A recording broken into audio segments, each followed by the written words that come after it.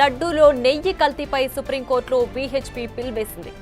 Animal fat వాడకంపై విచారణ జరిపించి నిజాలు నిర్ధారణ చేయాల్సిందిగా కోరింది. ఒకవేళ యానిమల్ ఫ్యాట్ వాడుంటే హిందువుల మత విశ్వాసాలను, నాన్ వెజిటేరియన్ భక్తుల మనోభావాలను దెబ్బతీసినట్లేనని విశ్వ హిందూ పరిషత్తు ఆవేదన వ్యక్తం చేసింది.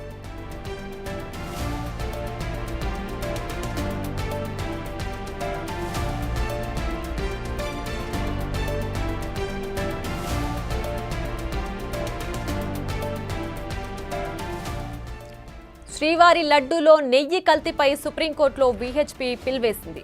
యానిమల్ ఫ్యాట్ వాడకంపై విచారణ జరిపించి నిజ నిర్ధారణ చేయించాల్సిందిగా కోరింది.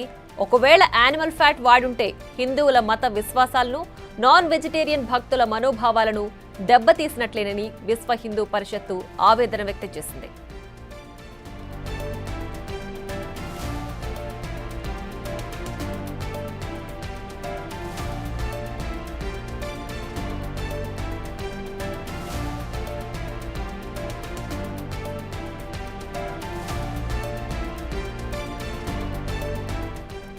ఇక శ్రీవారి లడ్డూలో నెయ్యి కల్తీ విషయంపై సుప్రీంకోర్టులో వీహెచ్పీ విశ్వ హిందూ పరిషత్తు పిల్ వేసింది.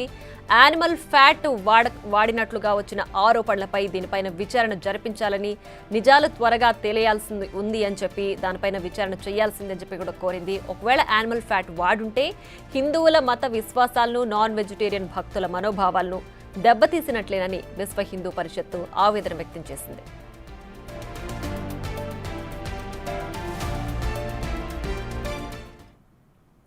మరింత సమాచారం మా ప్రతినిధి శివ అందిస్తారు. Shiva, back to you.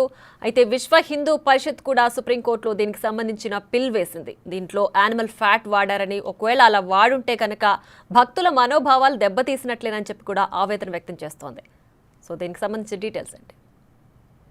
Right Priya, సుప్రీంకోర్టులో మరో పిటిషన్ దాఖలైంది. తిరుపతి లడ్డూ ప్రసాదం వివాదం కొనసాగుతున్న వేళ విశ్వ హిందూ పరిషత్ సుప్రీంకోర్టులో పబ్లిక్ ఇంట్రెస్ట్ లిటిగేషన్, ప్రజా ప్రయోజన వ్యాజ్యం పిటిషన్ దాఖలు చేసింది. సుప్రీంకోర్టులో ప్రధాన న్యాయమూర్తి దీనిపై దృష్టి సారించాలి, దీనిపై విచారించాలంటూ కూడా విశ్వ హిందూ పరిషత్ పిటిషన్ దాఖలు చేసింది.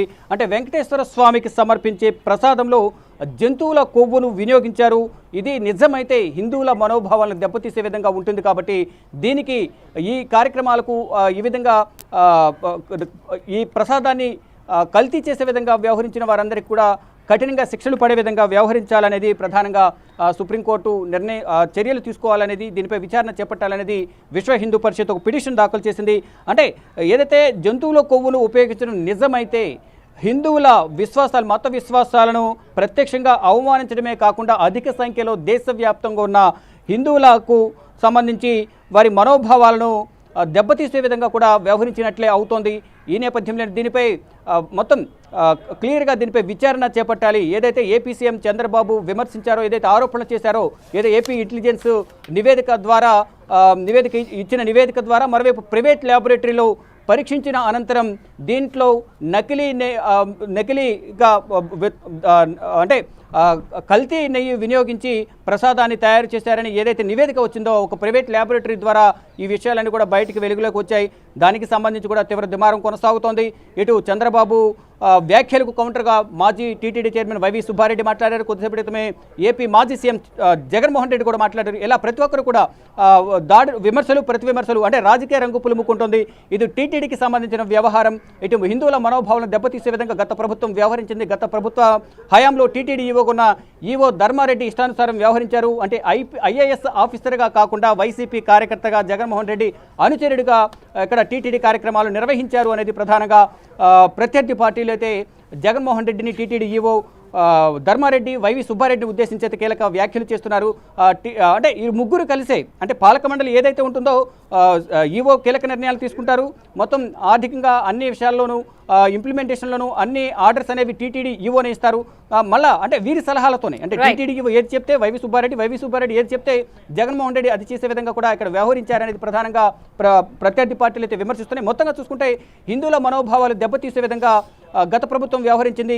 కల్తీ ప్రసాదాన్ని వితరణ చేసింది. ఇదే ప్రసాదాన్ని జనవరిలో రామ జన్మభూమిలో అయోధ్యలో బాలరాముని ప్రాణప్రతిష్ఠ కార్యక్రమంలో కూడా ఇదే ప్రసాద వితరణ జరిగింది. ఈ నేపథ్యంలో దీనిపై విచారణ చేపట్టాలంటూ కూడా మొదటగా సత్యం సింగ్ రాజ్పూత్ ఒక జర్నలిస్ట్ తరపున లెటర్ పిటిషన్ సుప్రీంకోర్టు ప్రధాన న్యాయమూర్తి జస్టిస్ డివై చంద్రచూడ్కు లెటర్ రాశారు. మరోవైపు కొద్దిసేపటి క్రితమే విశ్వ హిందూ పరిషత్ కూడా సుప్రీంకోర్టులో పిటిషన్ దాఖలు చేసింది. అంటే ప్రజా ప్రయోజన వ్యాజ్యం దాఖలు చేసింది. దీనిపై విచారణ చేపట్టాలంటూ కూడా వీరు కూడా డిమాండ్ చేస్తున్నారు. మొత్తంగా చూసుకుంటే దేశవ్యాప్తంగా తిరుపతి లడ్డు ప్రసాదంపై వివాదం కొనసాగుతుంది. ఇటు కేంద్ర ప్రభుత్వం కూడా దీనిపై స్పందించింది. దీనిపై విచారణ చేపట్టి నివేదికను సమర్పించాలంటూ కూడా కేంద్ర ఆరోగ్య శాఖ మంత్రి జేపీ నడ్డా చంద్రబాబుతో ఫోన్లో మాట్లాడిన సందర్భంలో మొత్తం వివరాలను అడిగి తెలుసుకున్నారు. Thanks for the updates.